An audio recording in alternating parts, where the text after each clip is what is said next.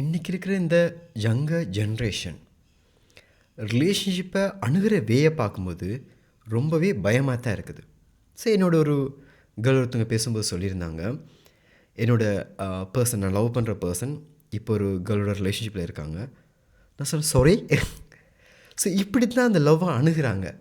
என்ன லவ் பண்ணுற பர்சன் இன்னொரு ரிலேஷன்ஷிப்பில் இருக்காங்க. ஸோ நான் டைம் கொடுத்துருக்கேன், அவர் விட்டுட்டு வரட்டும். என்னோடய தாட்ஸ், இது எந்த வகையான ரிலேஷன்ஷிப் இது? ஸோ இது எப்படி இவங்க கொண்டு போக போகிறாங்க? என்ன வேலை இதை அக்செப்ட் பண்ணுறாங்க? ஸோ இங்கே நான் ஒரு விஷயம் உங்களுக்கு சொல்லிக்க விரும்புகிறேன். ரிலேஷன்ஷிப்னா என்னது? இது உங்களை எந்த வேயிலிருந்தும் நீங்கள் இருக்கிற பொசிஷன்லேருந்து உங்களை ஒரு அப்பர் பொசிஷனுக்கு கொண்டு போகுதோ அது ரிலேஷன்ஷிப்.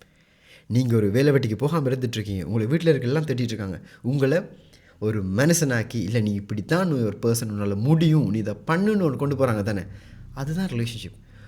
தன்னை விடவும் தன்னோட குடும்பத்தை விடவும் நீங்கள் ஒரு பர்சன் சொல்லி உங்களுக்கு வேல்யூ கொடுக்குறது.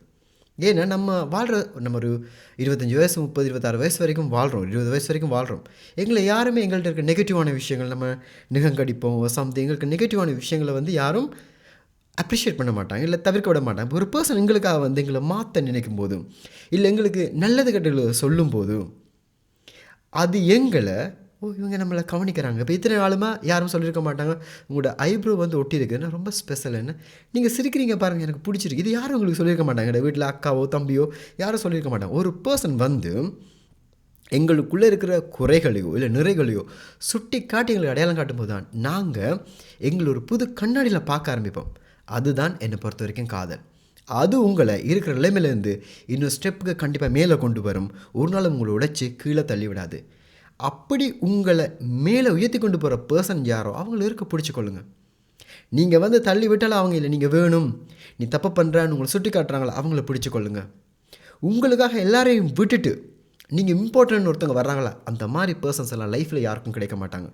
ஸோ கரெக்டாக அவங்கள பற்றி பிடிச்சிக்கொள்ளுங்க, உங்கள் லைஃப் பெட்டர் ஆகிடும். நேற்று என்னோட பிரதர் ஒருத்தர் வாட்ஸ்அப்பில் இருக்கிற மெசேஜ் ஒன்று பண்ணியிருந்தாங்க.